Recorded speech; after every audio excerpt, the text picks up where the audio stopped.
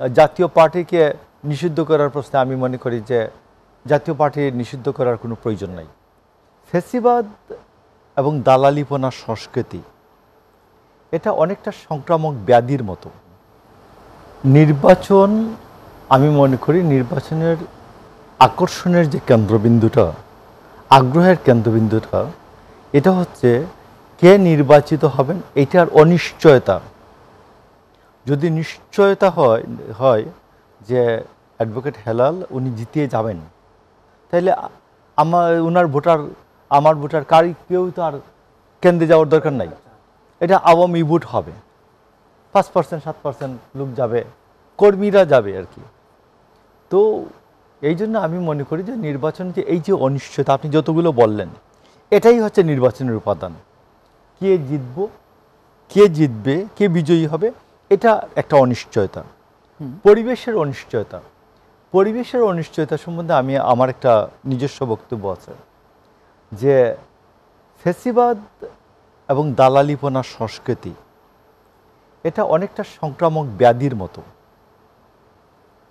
এটা ধরুন আমি যদি একটা ঝগড়াটে পরিবেশে দীর্ঘদিন বড় হই, তাহলে আমার মধ্যে একটা একটা মনোভাব ট্রান্সমিটেড হবে, সংক্রামিত হবে। আমি যেটা ভালো পরিবেশে বড় হই, যেমন ধরুন আমরা যখন মসজিদে ঢুকি তখন তো নিশ্চয়ই হই হুল্লা করি না। আবার সিনেমা হলে যখন ঢুকে তখন সিটি বাজানো, হই হুল্লোড় করা, চিৎকার করা, চেঁচামেচি করা, এটাই একটা মজা। তো এই জন্য আমি আপনাকে বলছি যে পরিবেশটা আমরা 15 বছর কি যে পরিবেশে কাটিয়েছে, এটা আমাদের অনেকের মধ্যে কিন্তু নেতা কর্মীদের মধ্যে সংক্রমিত হয়েছে। তো এই জন্য আমি আপনাকে বলছি যে সবাই মিলে যেটুকুন সময় আছে, আমরা যদি আমাদের কর্মীদেরকে এই যে কালচারাল পরিবেশটা, কালচারাল সংস্কৃতিটা আছে, রাজনৈতিক সংস্কৃতিটা আছে, এটাকে যদি আমরা পরিবর্তনের জন্য সবাই এক বছর 2 মাসে আসলে এই সংক্রমণ থেকে কতটা পরিত্রাণ পাওয়া গেছে? আমি আপনাকে বলি, আপনার এই টেবিলে গত বছর নভেম্বর থেকে যখন কেউ বলে নাই, আমি তখন থেকে মনে করতেন, বলছিলাম আমার পার্টি বলে নাই তখনও, যে সবাই মব বন্ধ করেন, যে অন্যায় করছে এদেরকে বিচারের আওতায় আনেন, এবং এই যে মব, যার বিচার কেউ হাতে তুলে নেবেন না, এই বিচার হাতে তুলে নেওয়ার যে বিষয়টা, এইটাতে যে ধরুন এখন একটু বন্ধ হয়েছে। আপনি দেখেন যে গভর্নমেন্টের পক্ষ থেকে বলে দিল যে এটাকে মব বলবেন না, এটা হচ্ছে প্রেশার গ্রুপ। গভর্নমেন্টের অন্যরা বললেন যে এটাকে মব বলবেন না, এটা হচ্ছে জনতার ক্ষুব্ধ মনের বহিঃপ্রকাশ, ক্ষুব্ধ মনোভাবের বহিঃপ্রকাশ।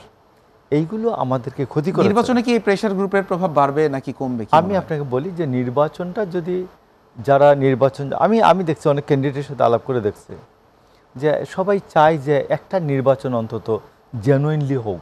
আমার কাছে ধারণা এটাই।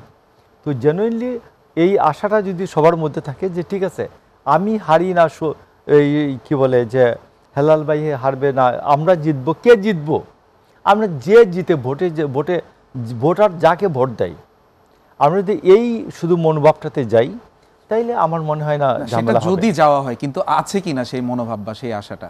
না, আপনাকে এই যে যদির উপর তো আর উত্তর করা যায় না। আমি মনে করি যে প্রত্যাশায়িত মানুষ বাঁচে। আমি আমাদের দলের নেতা কর্মীদেরকে বলবো যে সবাই এইটা মনে করুন যে একটা জেনুইন নির্বাচন হওয়া দরকার।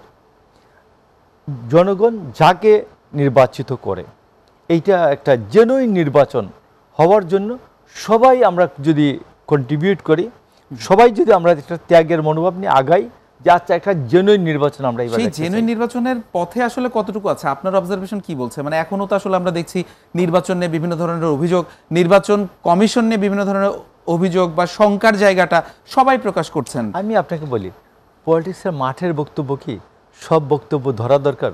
যেমন আজকে ধরুন ইসলামী আন্দোলনের দুটা বক্তব্য আছে। ইসলামী আন্দোলনের যে আমির বলতেছেন যে পিআর ছাড়া কোনো অবস্থাতেই কোনো নির্বাচন হতে দেওয়া হবে না। আর নায়েবে আমির গতকাল না আজকে উনি বলছেন যে আমরা তো কখনো বলিনি একথা, যে পিআর ছাড়া নির্বাচনে যাব না, একথা তো বলি নাই। তো এটা আমি আপনাকে বলছি মাঠের বাস্তবতাটা, মাঠে যে রাজনৈতিক কর্মীদের ডিমান্ড, পরিবেশ, পরিস্থিতি সব মিলিয়ে অনেক বক্তৃতাই করতে হয়, বাট আলোচনার টেবিলে যখন আমরা আসি পরিবেশটা এরকম থাকে কিন্তু না। সাধারণ মানুষ তো আসলে মাঠের বক্তৃতাগুলোই শুনে এবং সেগুলো শুনেই তারা আসলে সেই কথাগুলোকে আসলে তারা আমলে নেয়। আমি বলবো যে রাজনৈতিক নেতারা যদি পলিটিক্যাল রেটরিক, পলিটিক্যাল রেটরিক, আপনার মনে আছে কিনা যে হাসানুল হক ইনু একবার ওই যে কোন নির্বাচনের পরপর যে আমরা 1% হতে পারি, আপনি 99, আপনার 100 হওয়ার জন্য আমার একটা দরকার, আমাকে যদি না পাইতেন আপনি তাইলে রাস্তায় ফেফে করে ঘুরতেন। তো এটা যখন তাকে জিজ্ঞেস করলো, টিভি জার্নালিস্টরা জিজ্ঞেস করলো যে আপনি যে বললেন আপনাদের সমর্থন না পেলে কি আওয়ামী লীগ আসলেই ফ্যাফে করে রাস্তায় ঘুরতো, বললো সব কথায় আমলে নেন কেন, এটা হচ্ছে একটা পলিটিক্যাল মাঠের কথা, এটা বলছি।